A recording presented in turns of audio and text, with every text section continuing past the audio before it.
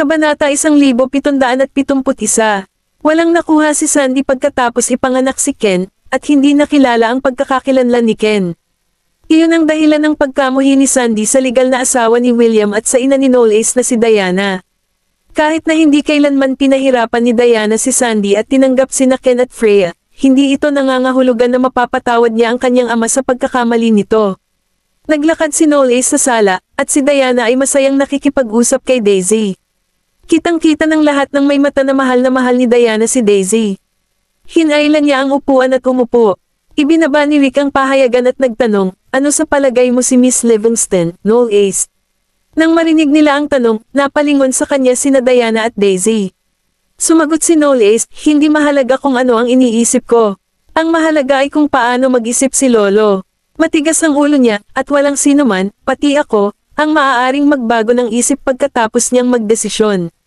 Sumimangot ang mukha ni Diana habang tumutunog. Sa aking palagay, ang iyong lolo ay may masyadong oras sa kanyang mga kamay.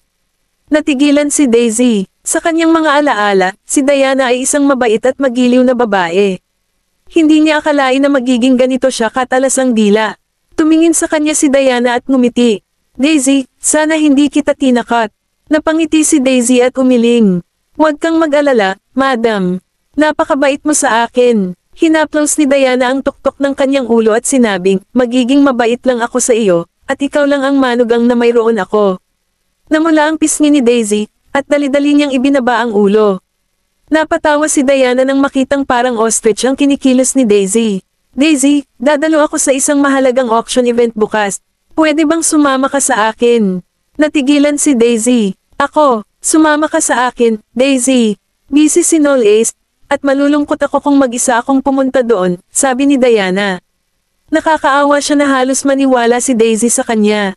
Gayunpaman, dahil inimbitahan niya siya, walang paraan na tumanggi siya sa kanya. May ngiti sa mukha ni Noel Ace, ngunit hindi siya umimik at sumama sa kanyang ina. Karamihan sa mga taong dadalo sa auction bukas ng mga Beaux Arts objects ay mula sa royal family, kaya walang sabi-sabing alam niya ang ginagawa ng kanyang ina. Oye! Bakit hindi ka dito magdamag, Daisy? Natigilan si Daisy. Magdamag ka dito. Tumingin siya kay Noel Ace at umaasang may sasabihin ito. Gayunpaman, tumingin lang sa kanya si Noel Ace na nakataas ang kilay. Maliwanag na hindi siya tutulong sa kanya. Namula ang dulo ng tenga niya. Kung mananatili ako dito ngayong gabi, hindi ba ibig sabihin na? Tumawa si Diana at sinabing, huwag kang mag-alala. Marami kaming kwarto dito. Naghanda na rin ako ng mga damit para sa iyo, kaya wala kang dapat ipag-alala. Pero ako, Daisy, ayaw mo ba sa akin?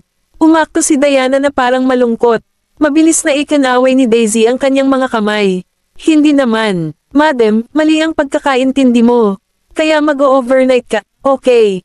I'll call the maids para ihanda ang kwarto mo. Tumayo si Diana at umakyat kasama ang ilang kasambahay para linisin ang kwarto para kay Daisy.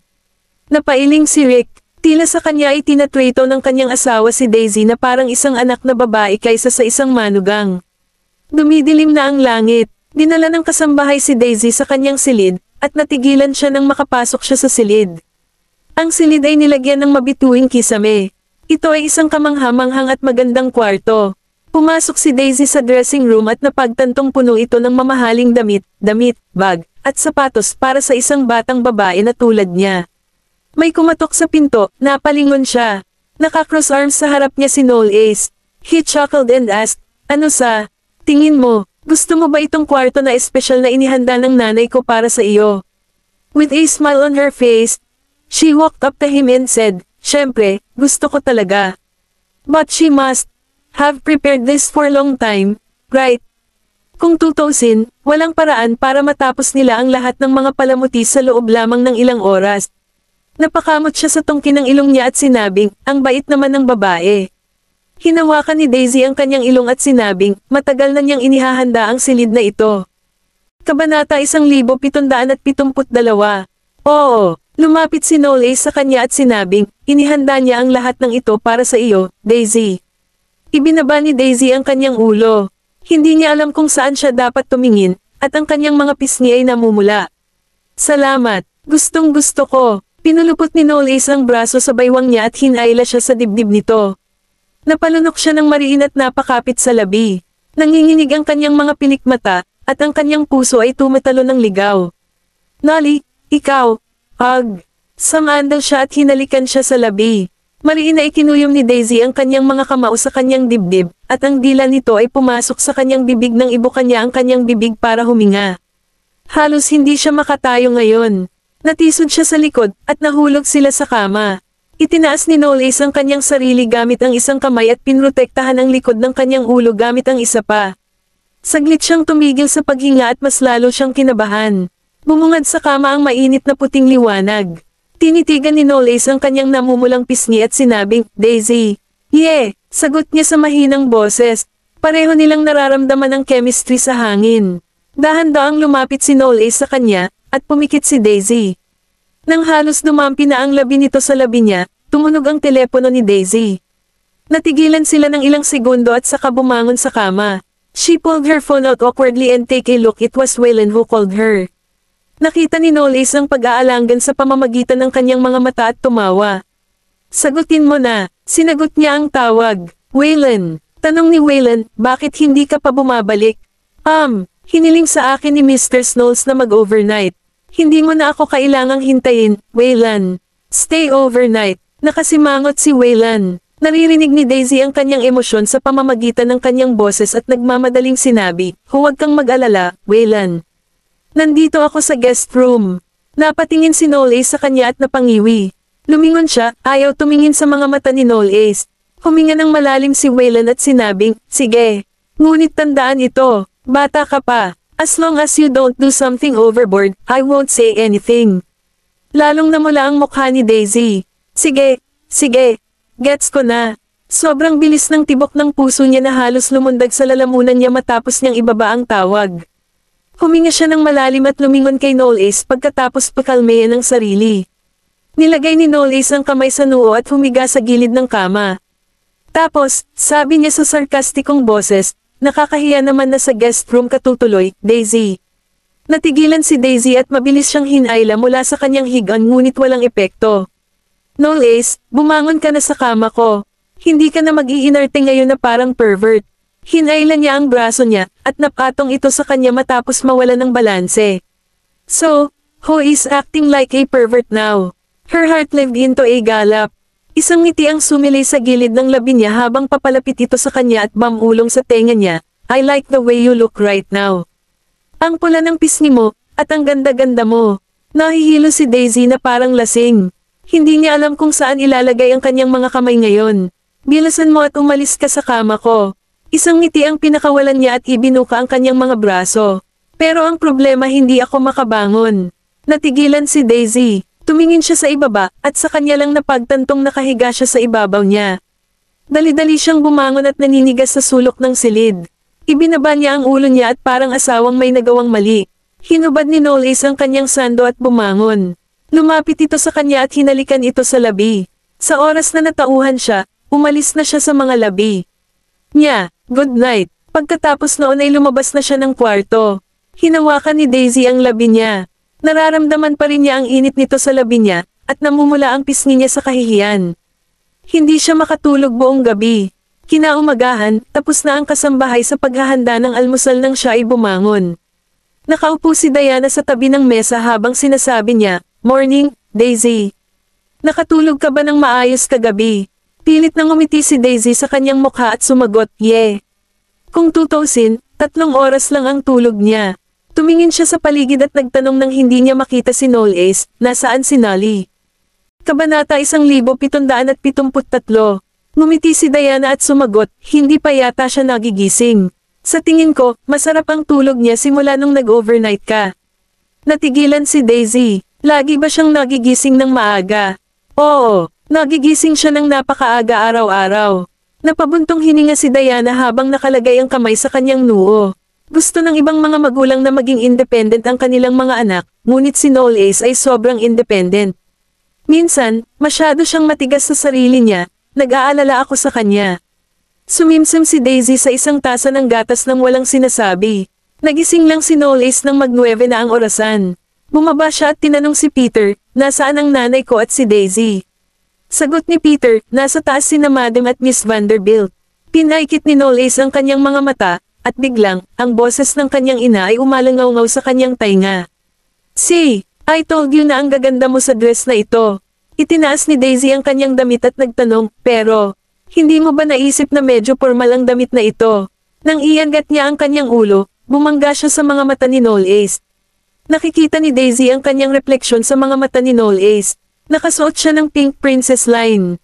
Ang mga manggas sa balikat at bagas ay pinasadya sa isang natatanging paraan. Ang baywang ay masikip, at ang laylayan ay tila isang namumulaklak na bulaklak, na nagpapakita ng kalahati ng kanyang bukong-bukong at ang kanyang mga stilettos. Nakasuot siya ng pearl headband sa kanyang kulot na buhok, kasabay ng isang pares ng mga hikaw na perlas, mas nakakaakit siya. Ang kanyang makatarungang balat ay bumagay sa kulay pink, at siya ay tumingin kaakit-akit at matikas sa parehong oras. Tinulak ni Diana si Daisy sa kanya at nakangiting tanong, "Ano sa tingin mo, Knowles? Maganda ba siya?" Tumayo si Daisy sa harapan niya na kinakabahan at iniangat ang ulo para tingnan siya. Nilak ni Knowles ang mukha niya at sumagot, "Yeah, you look stunning." Ang kanyang mga pilikmata ay kumikislap, at siya ay bamulong, pero sa tingin ko ito ay medyo sobra. Nakangiting sagot ni Diana, "Huwag kang mag-alala. Maraming tao ang nagbibihis ng maganda sa auction, kaya kailangan mong maging mas maganda kaysa sa kanila, Daisy."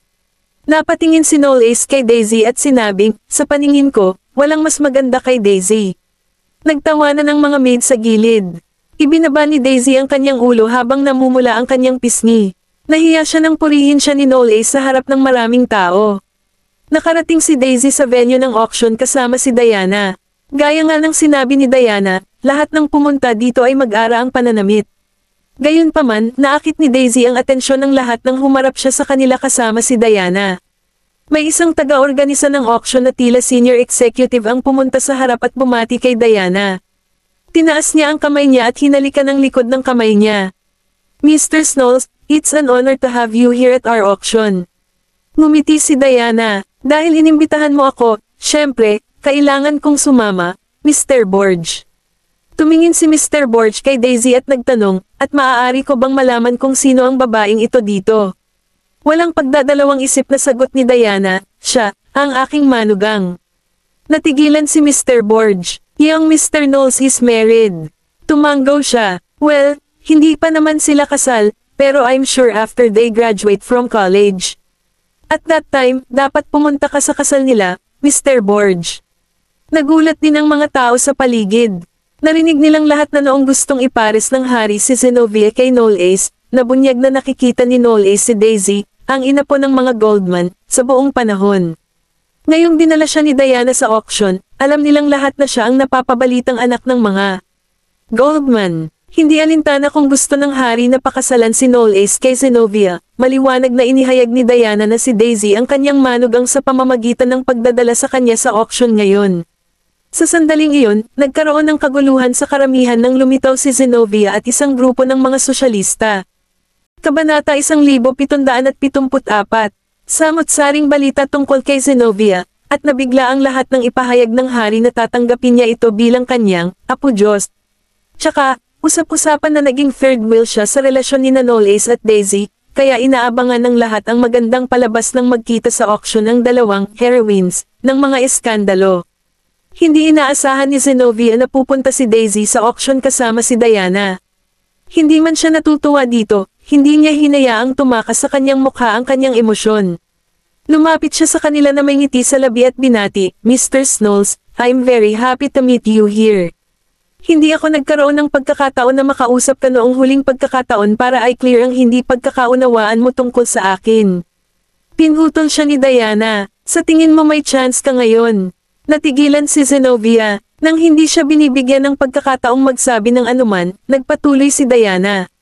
"Hindi mo gets, you don't have to creep up my sleeve and don't need to say anything like wanting me to know you better. Hindi mo ako ina, kaya hindi ko na kailangang malaman kung sino ka." Nawala ang ngiti ni Zenobia nang hayagang tanggihan siya ni Diana.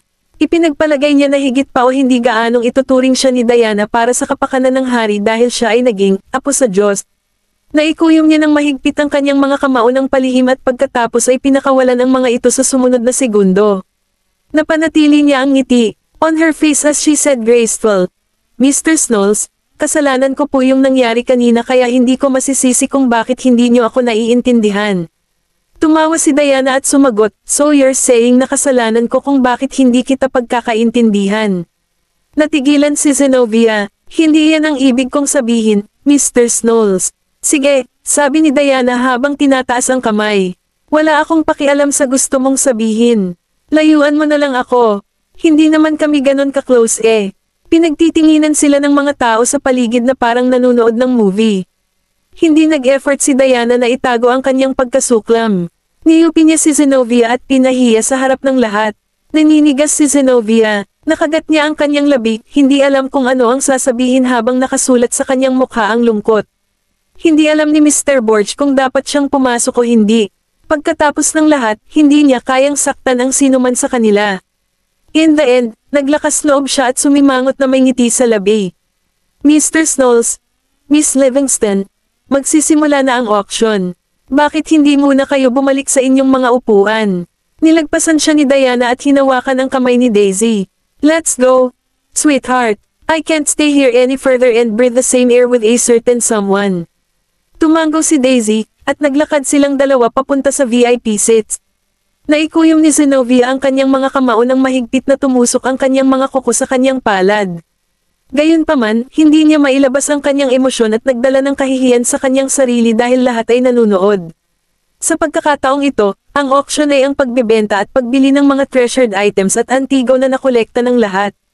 Katumbas ito ng exhibition center na bumibili ng mga bagay mula sa mga collector.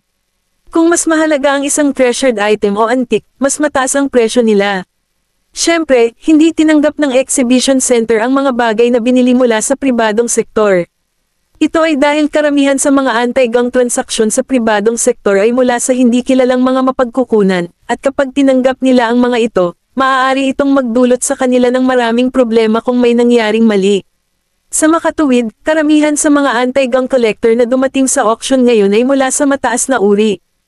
Ang mga bagay na nakuha nila ay binili sa pamamagitan ng formal na mga channel sa malaking gastos at may mahusay na mahigpit, na kung saan ay ang ginustong kondisyon ng exhibition hall.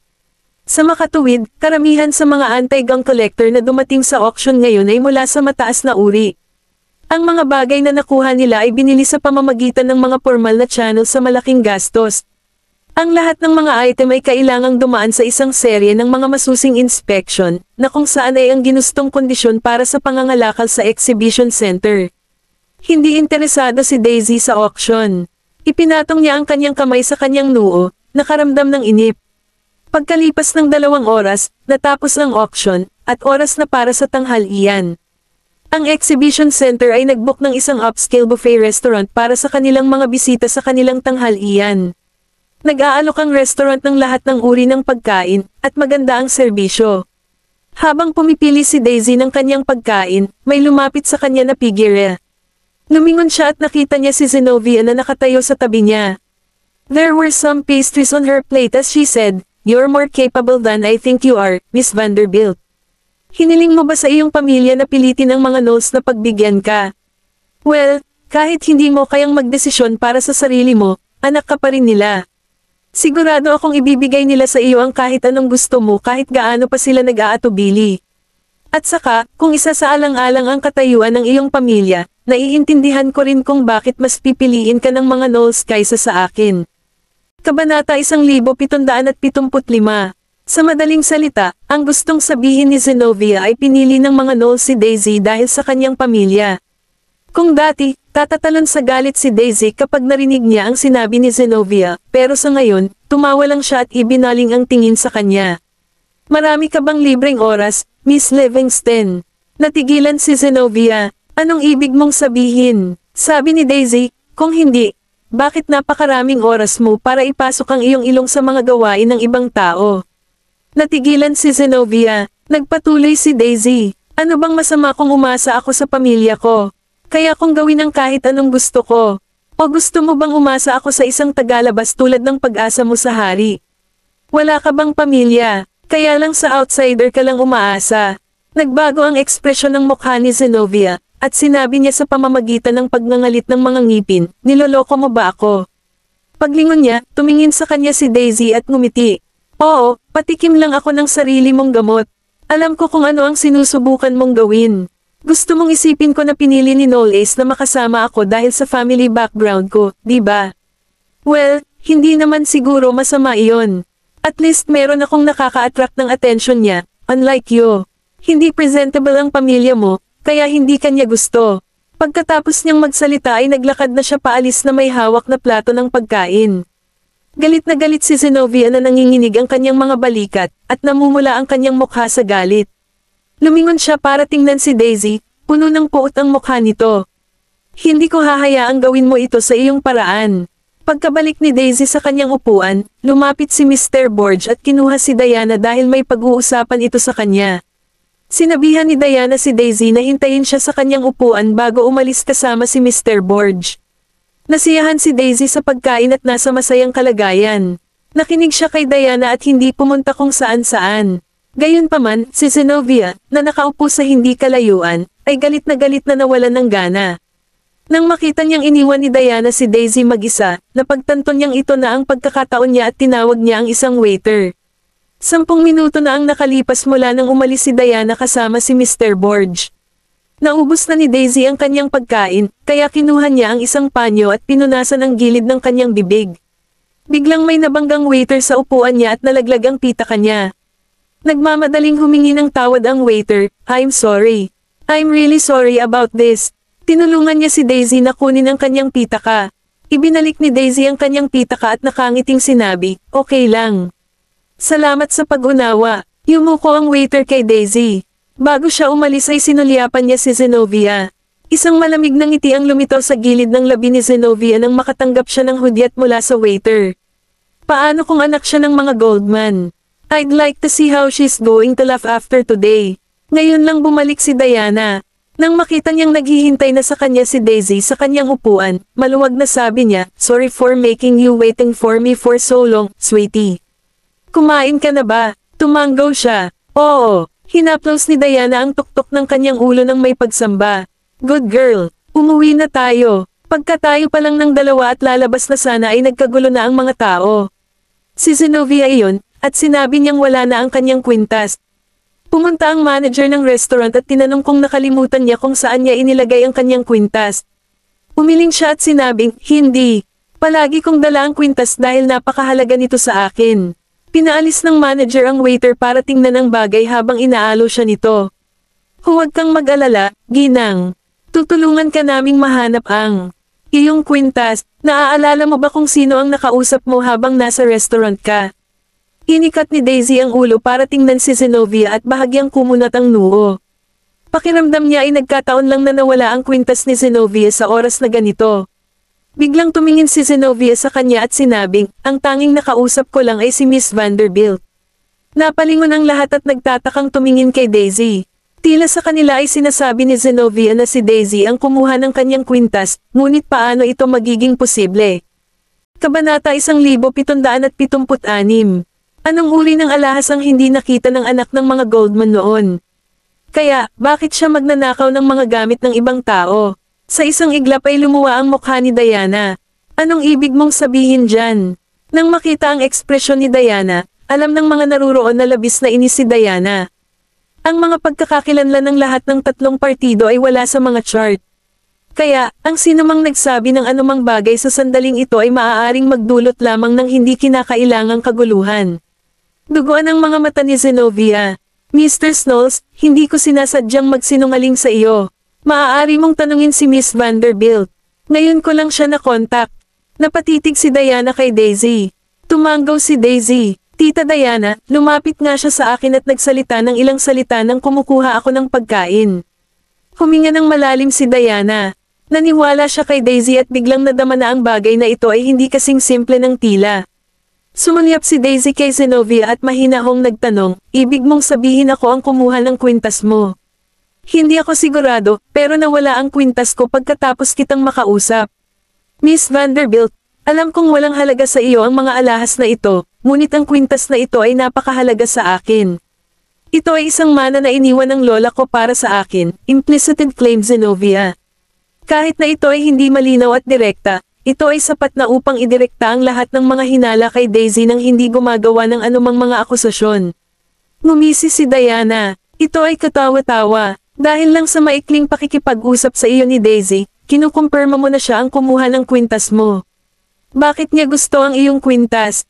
Wala pa ba siyang nakitang kwintas? Kinalma ni Zenobia ang sarili. Mr. Snows, alam kong nagmamalasakit ka sa kanya, pero wala na ngayon ang mga mahahalagang bagay ko. Please understand my decision to bring this issue up, sambit ni Diana. Tapos sinasabi mo ba na lahat ng naruroon ay suspect? Muling nagbago ang ekspresyon ng mukha ni Zenobia. Ang mga salita ni Diana ay halatang pumukaw sa kawalang kasiyahan ng mga taong naruroon.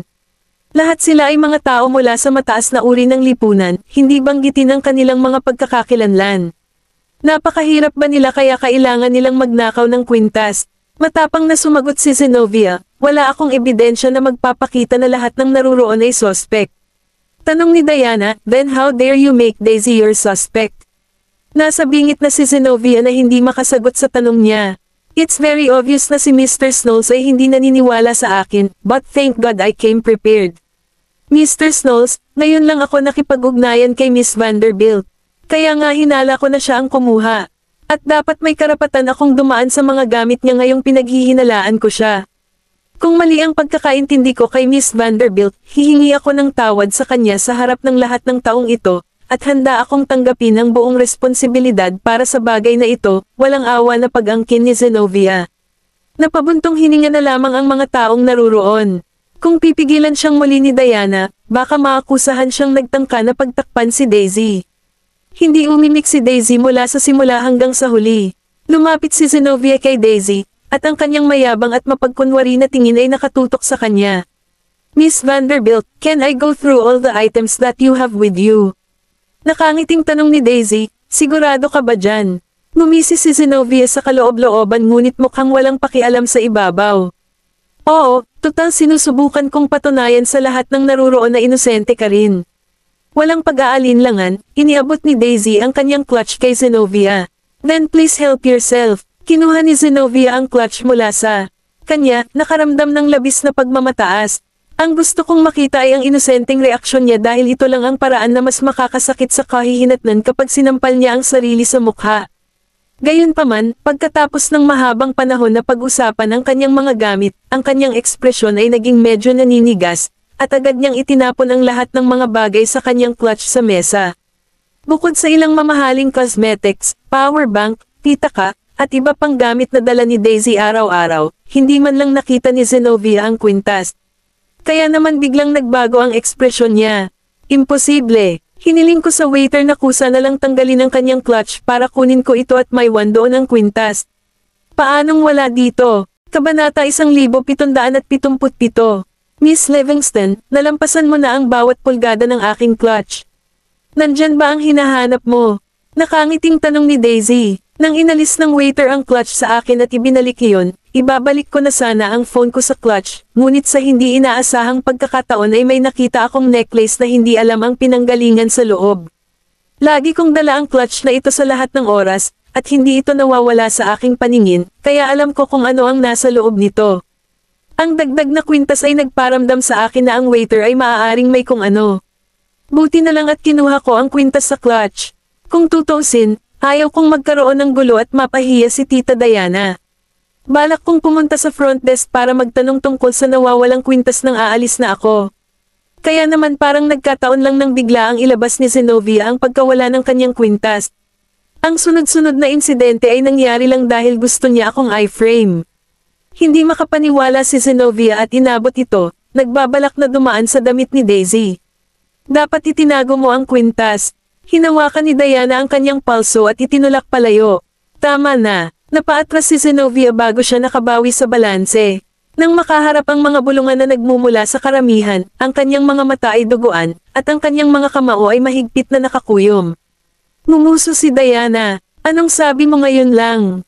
Humihingi ka ng paumanhin kay Daisy sa harap ng lahat ng naruroon kung sakaling nagkamali ka sa kanya, tama ba ako? Are you trying to deny having said that? Ako. Nanginginig ang mga kamao ni Zenobia. Nakatutok ang kanyang tingin sa kalmadong ekspresyon ni Daisy, at nagngangalit ang kanyang mga ngipin. I want to search her body. Ang kwintas ay dapat kung saan sa katawan niya. Sa sandaling iyon, walang katapusang talakayan ang lumalabas sa mga taong nakapaligid sa kaguluhan. Dumaan si Zenovia sa clutch ni Daisy at wala siyang nakita, at humihingi siya ngayon ng buong body search kay Daisy, na nilinaw na sigurado siya na si Daisy ang magnanakaw. Tuluyan nang nawalan ng gana si Diana. Miss Livingston, sa tingin mo ba ay may karapatan kang gawin ang anumang gusto mo dahil lang sa ikaw ay apo ng Diyosa ng kanyang kamahalan? Mr. Snolls, pinoprotektahan mo ba siya dahil sa background ng pamilya niya? Kahit na anak siya ng mga Goldman, siya na ngayon ang pangunahing suspect na nagnakaw ng mga gamit ko. Kaya bakit hindi ko mahanap ang katawan niya? Wala nang pakialam si Zenovia sa kung ano man ang iniisip ni Diana sa kanya, ang gusto lang niya ngayon ay hindi mapayapa si Daisy ngayong gabi. Napapikit si Daisy at nagpakawala ng ngiti. Sige, pero dapat pag-isipan mong mabuti this time around. Kung hindi mo pa rin ito mahanap pagkatapos magpatakbo ng isang buong paghahanap sa katawan, ang mga kahihinatnan na kailangan mong tiisin ay bahagyang mas malala kaysa sa dati. Naguguluhan si Zenovia, nakagat niya ang kanyang labi at tila nag-aalangan. Pinagpag ni Daisy ang kanyang damit. Miss Livingston, may balak ka pa bang magpatuloy sa paghahanap? Halika, hinihintay kita. Mukhang inaabangan niya ang paghahanap ni Zenovia, na ikinatawa ng lahat. Matagal nang masisira ang ulo ni Zenovia kung may ibang naruroon na makakaranas ng ganoong pangyayari. Gayunpaman, ang anak na babae ng mga Goldman ay hindi lamang mahinahon na tumugon kundi nilinaw din niya na hindi siya makapaghintay na matikman si Zenovia ng kanyang sariling gamot. Kung itutuloy ni Zenovia ang kanyang mga pag-aangkin at pilit na hahanapin ang katawan ng kabilang partido ngunit hindi pa rin mahanap ang kanyang kwintas pagkatapos noon, ang kanyang mga aksyon ay lubos na makakasakit sa mga Goldman. Kinurot ni Zenovia ang laylayan ng damit niya at bahagyang nang inag. Maya-maya, huminga siya ng malalim at pilit ng umiti. Dahil nagkasala ako kay Miss Vanderbilt, iwanan na lang natin ang kahilingan ko sa paghahanap ng katawan sa bagay na ito. Mas alam niya kaysa kanino man akong siya ay humingi ng paghahanap at hindi pa rin mahanap ang ninakaw na kwintas, ang pagkawala na kailangan niyang pagdusahan ay hindi katumbas ng halaga. Dapat ay lubusan ng inihanda ni Daisy ang kanyang sarili bago ako bigyan ng pagkakataong hanapin ang kanyang katawan. Hinihintay niya akong gumawa ng katangahan sa sarili ko. Walang ekspresyon ang itsura ni Diana. Nako, pwede na nating iwanan ang paghahanap sa bagay na ito, pero paano naman ang paghingi ng tawad? Miss Livingston, hindi ka nababalik sa sarili mong salita, di ba? Si Zenovia ay nagngangalit ang kanyang mga ngipin, kumalas ang kanyang mga kamao, at yumuko kay Daisy.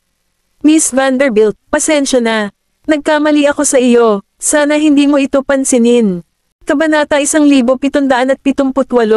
Of course, I don't mind it. I'll even try my best para tulungan kang mahanap ang necklace. Ang mga salita ni Daisy ay nagtanim ng premonition sa Zenovia. Napasulyap si Daisy sa mga tao, at ang waiter, na nagtatago sa gitna ng mga tao at nakasaksi sa dula, ay nakipagpalitan ng tingin sa kanya. Sa sobrang takot ay ibinaba niya ang ulo at gusto nang umalis. Itinuro ni Daisy ang direksyon niya at sinigawan ng mga security guard, tigilan niyo siya. Tumayo ang lahat at ang waiter ay ang tanging tao na umaalis sa eksena. Masyadong halata sa mga gwardya ang kanyang mga kilos kaya't sa isang kisap mata ay nahuli nila siya. Namutla sandali ang mukha ni Zenovia, at pinatigil niya ang mga bantay. Sandali lang, lahat ng mata ay muli sa kanya. Sinubukan ni Zenovia ang kanyang makakaya na pigilan ang kanyang pagkataranta at saka ngumiti pagkatapos pakalmeyan ng sarili. Nagkamali ako kay Miss Vanderbilt, at ikinalulungkot ko iyon. Dahil ang waiter ay ang suspect, mangyaring payagan akong dalhin siya para sa karagdagang investigasyon. Hindi ko nais na masyadong abalahin ka sa bagay na ito. Nag-cross arms si Daisy. I just pointed at him based on a hunch, but how can you conclude that the waiter is the suspect so fast? Biglang tumigil sa paggalaw si Zenovia at tumayo.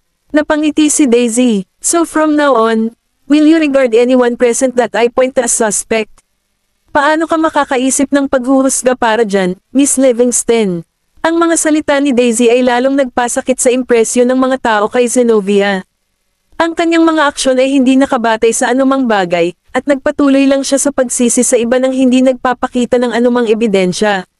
Gaya ng inaasahan, ginagawa niya ang lahat ng gusto niya dahil sa relasyon niya sa hari. Ang ekspresyon ni Zenovia ay mukhang labis na napahiya, ngunit hindi niya maalis ang kanyang ulo sa lugar. Dapat may alam si Daisy para maipahiya ako ng kusa. Huminga siya ng malalim at namumula ang kanyang mga mata. Miss Vanderbilt, humingi na ako ng tawad sa iyo. Bakit kailangan mong kumilos ng ganoon ka-agresibo laban sa akin? Hindi ba ikaw ang aggressive dito? Naghinala ka na ako ang nagnakaw ng kwintas mo nang hindi naglalagay ng anumang ebidensya, at gusto mo pang halughugin ang katawan ko. Ngayon, sinusubukan mong itulak ang lahat ng sisihin sa waiter. Gayunpaman, ano ang katotohanan sa likod ng lahat ng mga kaguluhang ito? Malaki ang paniniwala ko na mas alam mo ito kaysa sa akin.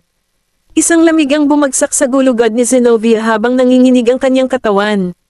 Ngayon na ang usapin ay umunlad sa ganitong lawak, ang kinalabasan na ito ay ganap na lampas sa kanyang inaasahan. Sa kasamaang palad, wala siyang pakialam sa napakaraming bagay ngayon. Dapat niyang siguraduhin na ang waiter ay kakampi sa kanya. Kaya, lumapit siya sa waiter na may malamig na tingin. Kinuha mo ba yung kwintas ko? Magsasalita pa sana ang waiter, ngunit nakita niya ang tingin ni Zenobia at naisip niya ang katotohanang natanggap niya ang bayad. Kung sasaktan niya ang sinuman mula sa mataas na uri ng lipunan, mawawala sa kanya ang lahat.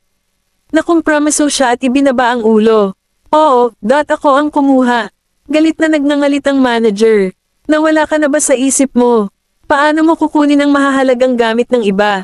Naagrabyado ang iyak ng waiter.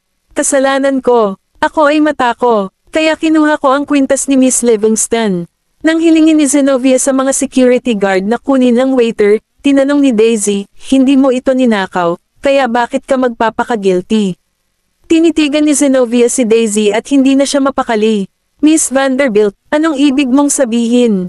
Nag-plead guilty na itong waiter. Nagkataon lang na ang tinuro ko base sa kutob ko ay ang magnanakaw. Naglakad si Daisy patungo sa waiter, na nakayuko at hindi nang ahas na tumingin sa kanya. Mabilis na hinawakan ni Zenobia ang braso ni Daisy. Miss Vanderbilt, humingi na ako ng tawad sa iyo. Ano pa bang gusto mo sa akin? Lumingon si Daisy at walang ekspresyong tumingin sa kanya. Kung sa tingin mo ay nakagawa siya ng krimen, dapat mo siyang ibigay sa pulisya. Hindi ko makita ang dahilan para ibigay siya sa iyo. Tumawag na ako ng pulis. Hindi siya papayag ang umalis sa eksena sa ngayon, hanggang sa pagdating ng pulis. Pagkaraan ng ilang sandali, dumating ang mga pulis sa pinangyarihan at sinabing may tumawag sa kanila, nagulat ng pagnanakaw. Unti-unting umagos ang dugo sa pisngi ni Zenobia. Lumapit ang manager para ipaliwanag ang sitwasyon sa pulis, at inalis ng pulis ang waiter. Kabanata 1779. Napatingin si Daisy kay Zenobia at ngumisi. Miss Livingston, taos puso akong naniniwala na maibibigay sa iyo ng pulis ang katotohanan, kaya maghintay ka lang. Nagngangalit si Zenobia, siguradong sinasadya niya iyon. Natapos ang insidente, at sa wakas ay umalis na ang lahat. Pagbalik sa sasakyan, hindi maiwasan ni Diana ang inis. Zenobia Livingston, ang maliit na asong iyon. Talagang pinaghihinalaan kanya ng walang anumang konkretong ebidensya. Pero huwag kang mag-alala, naniniwala ako sa iyo, Daisy. Bago niya matapos ang pangungusap, kinuha ni Daisy ang isang kwintas sa kanyang damit. Natigilan si Diana. Totoong paliwanag niya, Tita Diana, nakita ko nga ang kwintas na ito sa aking clutch. Ikinwento niya kay Diana ang nangyari, at mas lalong nagalit ang ekspresyon ni Diana matapos marinig ang pasikot-sikot ng pangyayari. Sinabukan ka pala niya, hindi katakataka na pinigilan kanya sa pagsisiyasat sa waiter. Matagal ko nang alam na siya ay isang impyerno ng isang skimming beach. Nag-iisip ng kung ano-ano, sabi niya, Daisy, dapat ngayon mo lang ako napuno nito. Kung nagpumilit siya na hanapin ka, mahuhulog ka na sa pagkana niya. Isang matamis na ngiti ang ibinigay ni Daisy. I bet she wouldn't dare to run a full body search on me. Oo, salamat, gumana. Pinunasan ni Diana ang tuktok ng ulo ni Daisy at kinuha sa kanya ang kwintas. Sige, ngayon ipaubaya mo na sa akin. Ako na ang bahala sa bagay na ito para sa iyo. Matapos madala ng mga pulis ang waiter, talagang nabahala si Zenobia, kaya nagpasya siyang pumunta sa presinto. Gayunpaman, nang dumating siya sa pasukan ng presinto at hiniling na makita ang waiter na dinala doon para sa karagdagang investigasyon, tinanggihan ang kanyang kahilingan. Mukhang masama ang loob ni Zenobia. Kilala mo ba kung sino ako? How dare you stop me? Mukhang nahihiya ang pulis at may sasabihin sana sa kanya nang lumabas si Diana sa presinto, na sinundan ng isa pang pulis. Miss Livingston, bakit ka nandito? Pumunta ka ba dito para bisitahin ang waiter na nagnakaw ng kwintas mo? Nang makitang nasa presinto si Diana, bahagyang nanigas ang ekspresyon ni Zenobia. Mr. Snolls, bakit ka nandito? Sumagot si Diana, naparito ako para bigyan ng presinto ng higit pang impormasyon para tulungan sila sa kanilang investigasyon. Talagang may lakas ng loob ang waiter na iyon na magnakaw sa iyo sa publiko. Kaibigan ko si Mr. Borge, kaya, dahil nangyari ang ganoong insidente sa kanyang auction, kailangan ko man lang gumawa ng paraan para matulungan siyang maresolba ang usaping ito. Tumawa si Zenobia, Mr. Snolls, pasensya na kung naabala kita, ngunit ito ang aking negosyo. Ako mismo ang mag-iimbestiga dito. Ano bang kinakatakutan mo? Ang retorikang tanong ni Diana ang nagpatigas ng ngiti ni Zenobia. Ano ang ibig mong sabihin, Mr. Snolls? Hindi ko talaga gets. Huminto si Diana sa harapan niya at tumingin sa kanya. Lalabas na ako sa ilalim ng isyong ito para sa iyo sa pagkakataong ito. Kahit na hindi ka naniniwala sa akin, hindi ba dapat may tiwala ka sa pulis? Napakagat ng labis si Zenobia nang hindi niya mapabulaanan ang sinabi ni Diana. Kung malalampasan ko ito, tiyak na mapupukaw nito ang hinala ni Mr. Snolls. Pero syempre, kung matalino ang waiter, hindi siya maglalakas loob na pagtaksilan ako, tumanggo siya. Kung gayon ay magpapasalamat ako sa iyong tulong, Mr. Snolls. Nagpaalam si Diana sa opisyal ng pulisya, hindi na muling tumingin kay Zenobia, at sumakay sa isang kotse, na hindi nagtagal ay umalis sa presinto. Sa Knowles Group, nalaman ni Knowles mula sa ulat ni Edison na sinubukan ni Zenobia na i-frame si Daisy, at ang kanyang ekspresyon ay naging medyo madilim. Si Edison na, nasa gilid ay nagtaas ng ulo. Si Miss Livingston ay kumikilos ng mayabang dahil nasa kanya ang suporta ng kanyang kamahalan, hindi banggitin na ipinakulong niya ang kanyang ama at pinutol ang lahat ng bagay na hindi pabor sa kanya. Nakulong si Mr. Livingston dahil sa hinalang pagpatay, ngunit walang sino mang interesadong tingnan ang kanyang mga lihim. Gayunpaman, kahit na makarating sila sa ilalim ng insidente, ang tanging bagay na masisira ay ang kanyang reputasyon, na hindi man lang mag-iiwan ng pinsala sa kinabukasan ng Livingstons. Siya talaga ang may lakas ng loob na i-frame si Miss Vanderbilt. Mukhang may naisip siyang plano. Gayunpaman, nakakalungkot na si Miss Vanderbilt ay hindi nahulog dito. Kabanata 1780. Si Knowles ay kalmado. Pagkaraan ng mahabang panahon, isinantibi niya ang dokumento. Hindi gumana ang plano niya sa pagkakataong ito, pero hindi siya basta-basta susuko. Dagdag pa ni Edison, pero ipinag-utos ni Madam sa presinto na pagbawalan si Miss Livingston na makita ang waiter. Dahan-daang itinaas ni Knowles ang ulo at tumawa. Mag-iiba ang sitwasyon kung siya ang kukuha ng pahintulot ng hari. Biglang napatigil sa pagsasalita si Edison. Sa White Ivy Palace, nakipagkita si Zenobia sa hari para pag-usapan ang mga hinaing na hinarap niya sa auction. Umupo si William sa likod ng kanyang mesa, nagbabasa ng ilang mga dokumento, at nakasimangot. Dahil nagsimula na ang mga pulis ng investigasyon, ano ang inaalala mo? Kinagat niya ang kanyang mga labi at ipinaliwanag, gusto ko lang malaman ang higit patungkol sa pag-usad ng investigasyon, ngunit pinigilan ako ni Mr. Snolls na gawin iyon.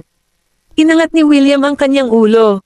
Pinigilan ka ni Diana. Kunwaring naagrabyado si Zenobia. Hindi ko alam kung bakit pinipigilan ako ni Mr. Snolls na imbestigahan ang bagay na ito. Ang gusto ko lang ay mapunta sa ilalim ng pangyayari. Kung tutuusin, napakahalaga sa akin ang kwintas na iyon dahil ito ay relic ng aking lola. Tinapik ni William ang mesa gamit ang kanyang mga daliri.